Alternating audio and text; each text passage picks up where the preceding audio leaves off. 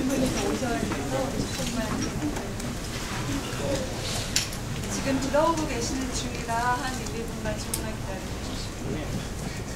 그 보도자료는 일단 다 받으셨나요?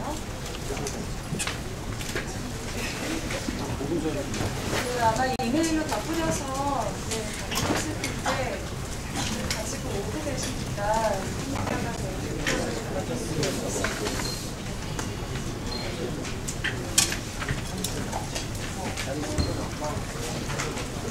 아직 안 나왔어.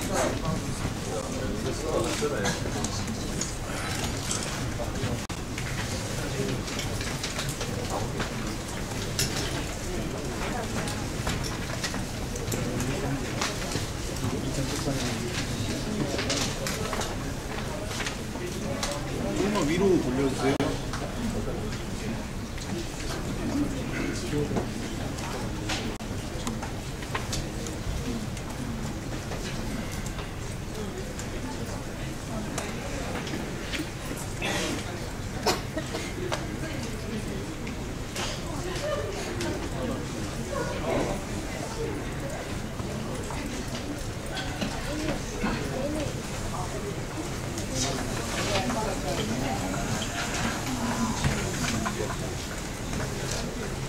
지금부터 형제복지원 사건 진실규명을 위한 특별법 제정 청원 기자회견을 시작하도록 하겠습니다. 가장 먼저 청원 소개위원인 진선미 의원의 인사말이 있겠습니다.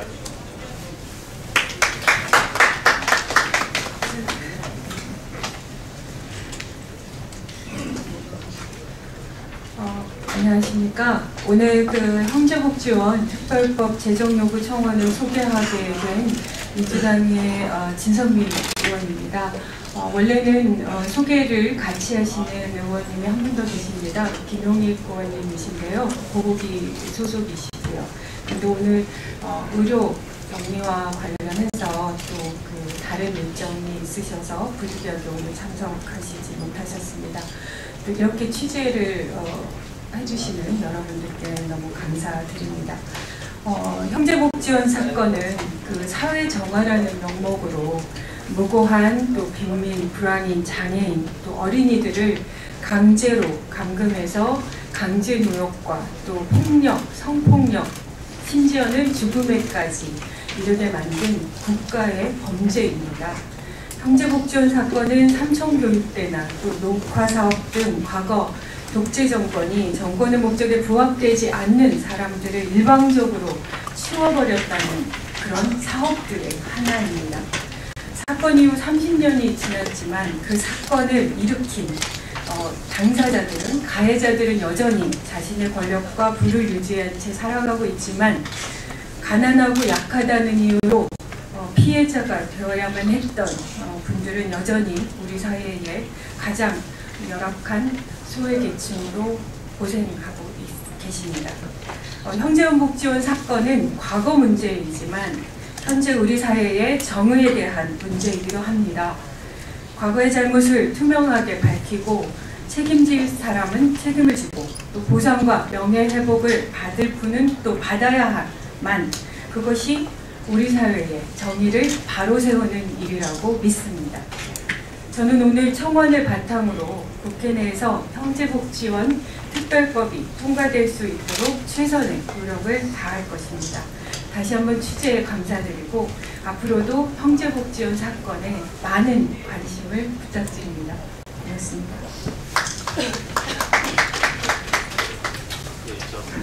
제보해드린 순서에서 약간 순서가 바뀌었는데요. 다음으로 형제복지원 사건 진상규명 대책의 상임대표이자 강순대 법학과 교수이신 강경선 교수님이 특별법 제정과 제정의 이유에 대해서 설명해 드리겠습니다.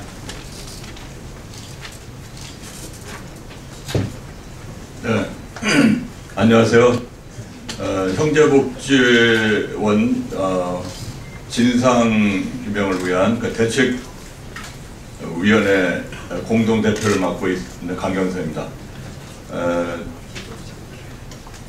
우리 1년 4개월 전에 그 살아남은 아이가 책이 출간이 되었습니다. 전규찬, 한종선 두 분의 공저로 나온 이 책을 통해서 우리는 잊혀졌던 1980년대의 형제복지원 사건을 다시 접하게 되었습니다.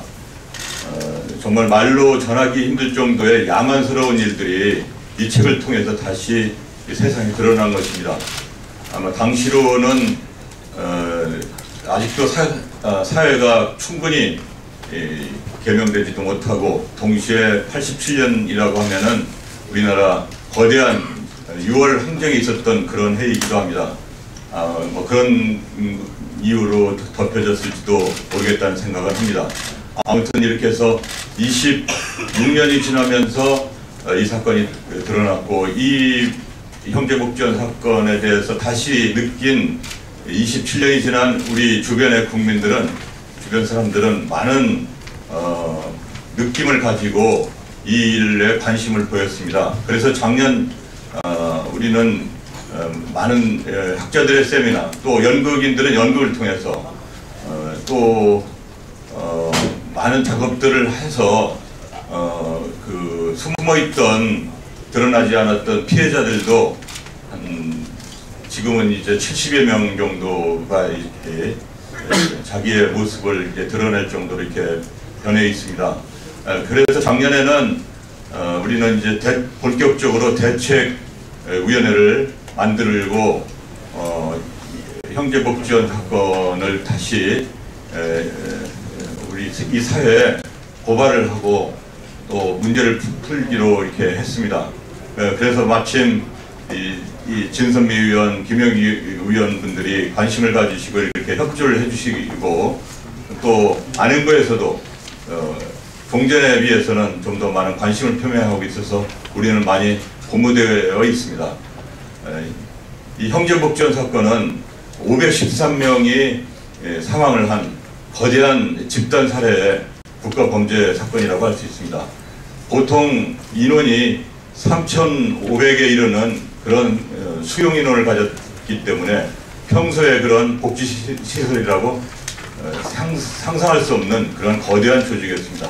여기에는 국가적인 그런 비리가 이 사회복지시설과 함께 연루되어 있다고 하는 것을 충분히 예상할 수 있을 것이라고 생각합니다.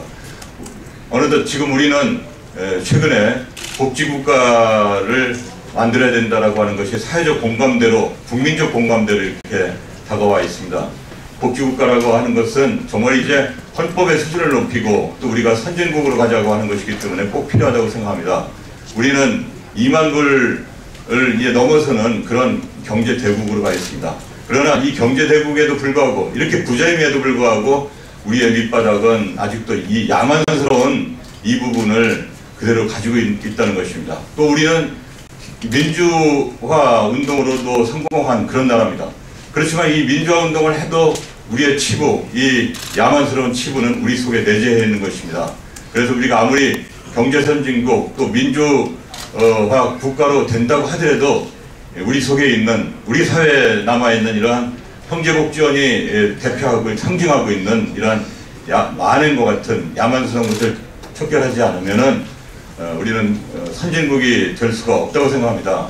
그런 의미에서 우리는 이제 형제복지원의 진상규명을 촉구하는 그런 입법청원을 결정하기로 했습니다. 그래서 오늘 이렇게 저희들이 모은 입법청원을 이렇게 국회에 와서 제기하게 되었습니다. 아무쪼록 이렇게 우리 피해자들까지 나서서 우리 시민들의 염원을 이렇게 받아온 이 입법의 우리의 청원의 그 뜻을 국회에서 아무쪼록 받아주셔서 특별법을 만들어서 1차적으로 진상규명을 해서 형제복지원의 잘못된 우리의 야만스러운 그런 과거의 행위를 다 씻어내고 미래를 향한 그런 좋은 기초를 닦는 그런 계기가 되었으면 바라겠습니다. 감사합니다. 다음은 피해 생존자 실종자 유가족 모임 공동대표인 한종선 대표께서 재정청원을 하는 이유에 대해서 말씀드리겠습니다. 안녕하세요. 저 형제복지원 피해자 모임 생존자 모임을 함께하고 있는 한종선이라고 합니다. 형제복지원 사건이 터진 지 27년, 지금 28년째가 돼가고 있는 이 시점에서 결국 여기까지 와 있습니다.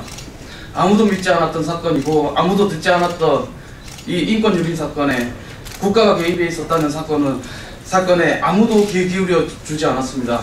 저희 형제복지원 피해자들은 하나같이 혼자서 외로이 지금까지 살아왔습니다. 저 역시도 마찬가지로 지금까지 살아오면서 이때까지 나 혼자 이렇게 왜 살아야 하는지 그냥 세상에 외치고 싶었습니다. 재작년이었죠. 2012년 5월부터 이제 1인 시위를 하면서 살고 싶다고, 살려달라고, 우리 형제복지원 피해자들의 이야기를 들어달라고 저희가 요구하는 건 다른 거 없었습니다. 진상규명을 해달라는 거였습니다. 그저 사람들과 똑같이 우리들도 살아남고 싶다고, 이 세상에서. 저는 그 형제복지원 피해자로서 지금까지 살아오면서 말 못하고 이유 없이 그냥 숨으면서 살아왔습니다. 20몇 년 만에 아버지와 누나를 정신병원에서 찾았을 때 나는 그래도 이렇게 이야기라도 할 수 있으나 말 못하는 아버지와 누나, 그런 지체장애인들, 이런 분들은 누가 과연 대변해서 이야기해 줄 것인가, 그거에 대해서 생각 안 할 수가 없었습니다. 그래서 살려달라고 국회 앞에서 1인 시위를 했던 것입니다. 저희 형제복지원 피해자들은 실종자 가족들과 사망자 가족들이 엄청나게 많습니다. 그 가족들의 한은 누가 어떻게 강제로 형제복지원에 수용되게끔 만들었습니까? 내무부령 419호에 의해서 형제복지원 피해자들은 지금도 피눈물을 흘리고 있습니다. 그 당시 70년, 80년도 때 당시 사회는 누구나가 다 어려웠던 시절이라고 이야기합니다. 우리에게도 기회를 주셨어야죠. 기회를 주지 않았다면 지금이라도 배우지 못했던, 배우고 싶었으나 배우지 못하고 강제로 수용될 수밖에 없었던 배울 수 있는 기회를 지금이라도 돌려달라는 것입니다. 아주 최소한의 권리를 우리는 이야기할 뿐입니다. 사람답게 살고 싶습니다. 이상입니다. 다음은 대책위 공동대표 한예종 교수인 정규찬 교수님께서 형제복지원 사건에 사회적 관심을 가져야 하는 이유에 대해서 말씀해 주셨습니다. 예, 제가 한중선이라고 하는 괴물을 만난 거는 바로 이 국회 정문 오른쪽 엘리베이터 그 앞 1m였습니다. 대의한다는 국회와 국민을 말하는 국가는 저렇게 생활에 말하고자 하고 살려달라 요청하는 그를 기껏 국회 정문 오른쪽 변 엘리베이터 앞 그 차가운 세멘트 바닥에다 버렸습니다. 저희들이 만나고 이야기하고 괴물의 원성을 듣고 책을 쓰고 다큐가 만들어지고 연극이 나오고 글이 계속 이어지고 책이 만들어졌습니다. 그리고 이제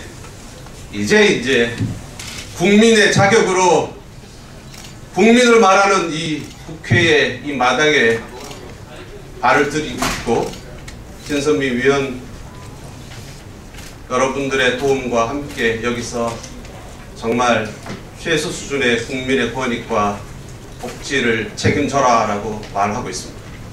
저희 책 제목 살아남은 아이였는데요, 출판사에서 저희들에게 책 제목 달아라고 했던 거는 칼로였습니다. 무슨 뜻인지 아시나요? 칼로 속된 말로 멧돼지 쑤실 수도 있다라고 한 뒤를 생략한 칼로였습니다. 만약에 이 괴물들이 아직도 국회에 자기 목소리를 내지 못하고 법률적으로 구제되지 못하고 국민의 자격이 주어지지 않아 도시를 배회하고 스스로 자멸하고 혹은 사이코패스가 돼서 우리의 옆구리를 쑤셨을 때 우리는 이들을 가해자라고 규정했겠죠. 그래서 또 우리는 어디로 이들을 또 쏟아보내고 감금하고 또 이렇게 죽여나갔을까요? 왜 우리 역사는 피해자가 가해자로 둔갑하고 죄 지은 자들이 말을 하고 죄 없는 자들은 말을 못하고 왜 죄 지은 자들이 인간이라 설치고 정말 바로 그 괴물들에 의해 가지고 수용된 평범한 인간들은 저렇게 괴물로 죽어가야 했을까요? 저는 아직 특별법 발의하고 하는데 이후 험난한 길이 있다고 생각합니다. 살아 생활한 이들의 발언이 있었고요. 많은 분들이 도와주셔서 글들과 말들이 만들어주셔서 이제 여론의 힘으로 여기까지 왔습니다만 국회의원들 대의제로서의 국회의 책임의 길이 남아있고요. 그걸 기점을 해서 국가가 자기 책임에 대해 과오에 대해서 진상규명과 명예회복과 그리고 정말 가능하고 필요하다면 이분들의 피해에 대한 보상이 있어야 될 것 같습니다. 아직 험난한 길, 그 대책위 피해자 모임 여러분의 기대와 성원과 함께 힘차게 걸어가는 시간 되도록 하겠습니다. 고맙습니다. 방금 말씀하신 분은 저 배보해드린 유인물의 지금 명단이 없는데요. 형제복지원 사건 진상규명을 위한 대책위 공동대표인 전규찬 대표이십니다. 다음은 법안에 담겨져야 하는 내용에 대해서 형제복지원 사건 대책위 집행위원장이자 민변 과거사위에서 계시는 조영선 변호사님께서 설명드리겠습니다. 형제복지원 대책위의 집행위원장을 맡고 있는 대웅선 변호사입니다. 아마 어느 정도 형제복지원 사건들을 아마 지면으로나 또 어렸을 적에 들었을 것입니다만은 그간 진실을 밝혀지기에는 사실 너무나 오랜 세월이 걸렸습니다. 여기 저희가 2014년 사명에 저희가 입법청원을 받았습니다만은 이것이 갖는 의미들은 비록 20년 또는 30년의 세월이 흘렀습니다만은 지금부터 다시 그러니까 복지를 향한 또 정의를 향한 가치의 그 출발점으로 삼고자 하는 겁니다. 비로소 과거에 묻혀졌다 일어난 암울했던 짐승의 시기, 짐승을 간주했던 이 암울한 시대를 그냥 묵과고 넘어간다는 것은 복지사회로 갈 수 있는 또 민주사회로 갈 수 있는 것은 아니라고 생각합니다. 아마 궁금하신 분들이 많이 있을 거예요. 왜 형제복지원 이제 와서 이렇게 문제 삼는 거예요? 국가에 대해서 책임지는가 말을 해서 간단하게 말씀드린다면은 저희 입법청원서에도 이미 언급이 되고 있습니다만은 이 형제복지 사건의 근원은 당시 불황아라고 하는 분들에 대해서 내부 불령 사업 10호에 의해서 구금을 했었습니다. 그리고 이후에 전두환 독재 정권은 이러한 강제 격리 부분들을 가속화시키려는 지금까지 합니다. 86년 아시안게임이 있었고 88년 올림픽이 있습니다. 올림픽에서 이들은 사회 정화의 대상이 없어져야 될 대상이었었던 겁니다. 실제로 당시에 그 친민당 조사보고서 같은 경우 보게 되면은 일반 구류자에 대한 국가 점수는 2.3점이라서 형제복지원은 5점으로 했습니다. 여러분들 아시다시피 형제복지원에서는 513명, 이 513명이라는 것은 당시 형제복지원에 나왔던 새마을지에서 그것을 총합한 숫자, 더 많을 수도 있다는 의미입니다. 이 513명에 대해서는 한 사람도 검시랄지 형사도 절차에 있는 검시, 부검의 과정이 전혀 이루어지지 않았습니다. 왜 그랬을까? 이런 의혹들이 있습니다. 그 외에도 당시에 그 박인근 비롯한 이렇게 그 형사 범죄를 물어봤습니다만은 여러 가지 수뇌부의 압력에 의해서 감금치사, 특히 감금에서 폭행하고 치사했던 부분들이 공소에서 제외됐던 것입니다. 이거는 뭐 당시 수사 검사였던 김영원 검사의 증언들에서 충분히 확보할 수 있는. 그 외에도 상당히 국가가 또는 부산시가 직접적으로 또는 간접적으로 이러한 강제 격리 그리고 수용, 감금 그리고 그 안에 있었던 폭행이나 또는 가혹한 행위에 의한 치사, 심지어는 임신, 낙태 이런 부분까지도 국가가 애써 부인하고 묵인하고 방조했다는 사실. 저희가 강조하고 이렇게 입법청원까지 하게 된 것은 국가가 과거에서 그 현재까지 여전히 그 피해자들이 여기에서 이 피해자분들의 피해 삶 자체가 거기로부터 연원하고 있다는 겁니다. 이들의 삶이 바뀌지 않았습니다. 비록 여기에 10여 명 안팎의 피해자가 왔습니다만 저희가 만나고 있는 수십 명, 100여 명의 피해자들은 아직도 이렇게 나서기를 어려워합니다. 왜냐? 먹고 사는 게 어려운 것도 있습니다만 정신적 장애를 낳거나 또 여러 가지 지체장애를 낳거나 여러 가지 사실은 방어권에 대한 미약하다는 점. 이러한 재반 요건 때문에 이 형제복지 사건은 과거에 존재했지만 현재까지도 계속되고 있는 사건이고 우리의 동아의 사건이고 아우슈비츠 사건이라는 것들은 명백하지 않나라는 것입니다. 저희 형제복지 입법청원의 내용에서 이미 말씀드렸습니다만은 주된 거는 진상규명입니다. 이들이 왜 격리대에서 수용되어졌는가? 몇 명이 수용되었는가? 그리고 그 안에서 어떠한 가혹행위가 있었는가? 누가 희생되었는가? 누가 가혹행위를 통해서 사망이 일어났고 그것이 병원에 해부용으로 팔려갔는가를 밝히는 것. 그것이 가장 진상규명의 첫걸음이라고 생각합니다. 이 진상규명을 이루기 위해서는 현재 이러한 자료들이 형제복지 지금 지원재단이라는 형태로 지금 남아있는 만큼 사설기관이라고 할 수 있는 이들 기관에는 압수수색이 반드시 필요한 부분입니다. 저희들이 그러한 내용들을 좀 넣었던 것이고요.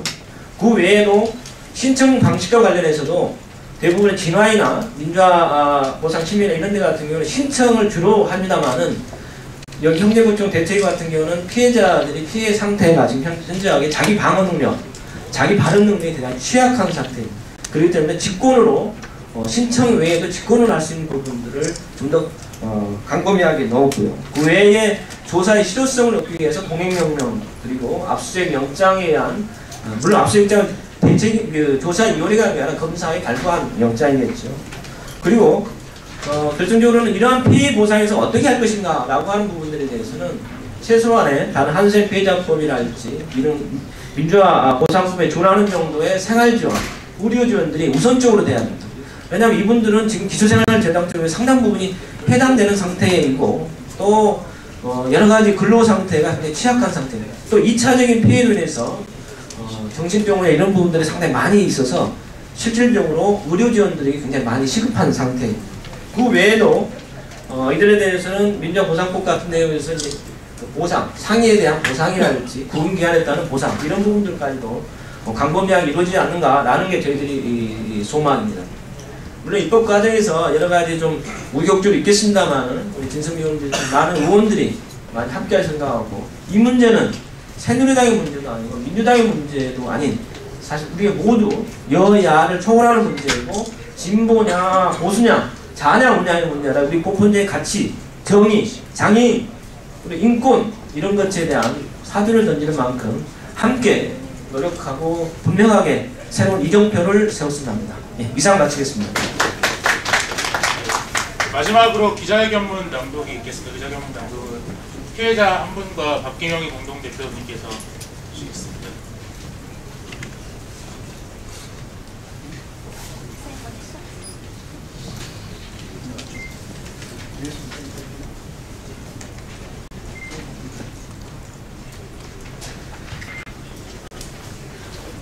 한국의 아우슈비츠 형제복지원 인권유린 사건 이제 국가가 나서야 한다. 우리 형제복지원 피해 생존자 모임, 형제복지원 피해 생존자, 실종자, 사망자 가족과 형제복지원 사건 진상 규명을 위한 대책위원회는 1987년 부산 형제복지원 인권유린 사건의 진상 규명을 위해 19대 국회에서 만든 19대 국회에서 반드시 특별법이 제정되어야 함을 촉구하는 바이다. 부산 형제복지원 사건의 출발은 1995년 부영 410호 부양인의 신고, 단속, 수용, 보호와 귀향 및 사후 관리에 관한 업무 처리 지침으로부터 출발한다. 당시 자료에 의하면 1986년 수용 인원 90% 가까이가 경찰과 공무원의 손에 이끌려 불법적으로 강제 수용 감금되었다. 최근 대책위와 피해자 모임에 연락을 취해온 피해 생존자들의 증언에서 낱낱이 드러나고 있다. 또한 1975년부터 1986년까지 12년간 513명의 사망자가 발생하였다는 자료가 있음에도 불구하고 사인과 사체 처리 과정에 대해서는 아무것도 밝혀지지 않았다. 대책위에 연락을 취해온 유가족에 의하면 1986년 부산시립병원에서 큰형의 사체를 찾아가라는 말에 가봤더니 온몸에 멍투성이었고 옆에 형제복지원 관계자가 있었지만 자신은 아무것도 모른다고 했다는 증언이 있었다. 다행히 대책이 확보한 자료 중에는 85년, 86년 사망자 명단과 사인이 기록된 목록이 있는데 그분의 형님은 입수한 지 며칠 만에 사망한 것으로 드러났고 사망 원인도 쇠약, 간장으로만 기재되어 있었다. 또한 검찰 수사 당시 구타로 사망한 김계원에 대해서도 사망 원인에는 쇠약, 각혈로만 기재되어 있어 513이라는 수많은 죽음에 대해 명백한 진상규명이 반드시 필요하다. 세상 사람들은 당시 형제복지원 사건을 기억하고 있다. 하지만 진실이 아닌 왜곡된 것을 기억하고 있다. 원장이었던 박인근은 합당한 형을 받을 것이고 시설은 폐쇄되었고 피해자들은 부상을 받아 깨끗이 처리된 역사 속의 사건으로 말이다. 하지만 그것은 거짓이다. 박인근은 86년 1월 구속되어 7번의 판결문을 남긴 채 결국 대법원에서 2년 6개월의 형을 받아 89년 출소, 다시 사회복지법인을 운영했다.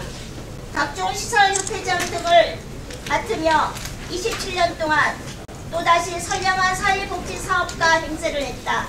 여전히 건재함을 과시하며 말이다. 게다가 그 사건의 핵심은 국가가 힘없고 가난한 사람들을 분리, 감금해 자립과 갱생, 보호의 명분으로 수용정책을 펼쳐왔지만 그것은 헌법이 규정한 자유로운 거주 이전의 자유를 억압한 반헌법, 반인권적인 국가정책적이었다는 점을 밝혀지지 않고 지나쳤다. 올바르게 청산되지 않는 역사는 되풀이되듯 현재 전국의 시설에서 벌어지는 인권 침해 사건들, 일명 도가니가 여전한 것을 거슬러 올라가 보면 그 정점엔 왜곡된 형제복지원 사건이 있음을 분명히 알아야 할 것이다. 정부와 국회는 힘겹게 용기낸 형제복지원 피해자 생존자들의 처절한 외침이 27년간 암묵적 침묵으로 강요당해온 가슴속에 쌓여온 외침이라는 것을 분명히 알아야 한다.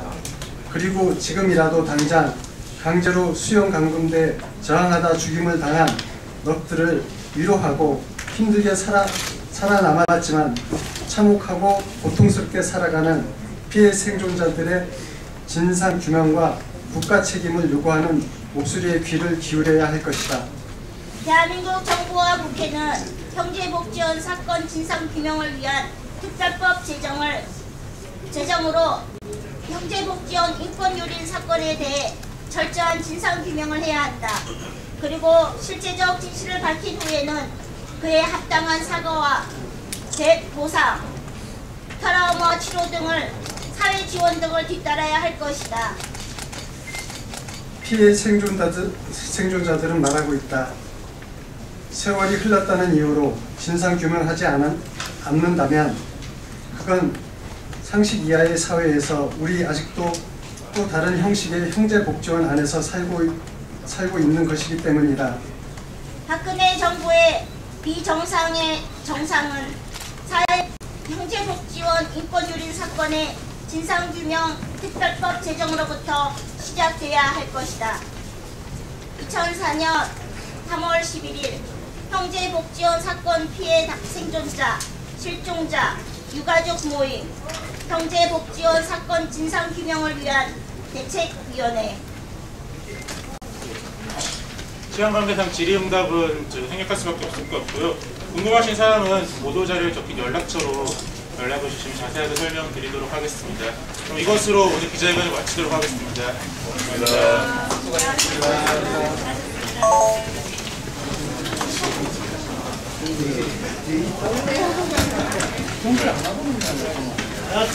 제대로 못 써요.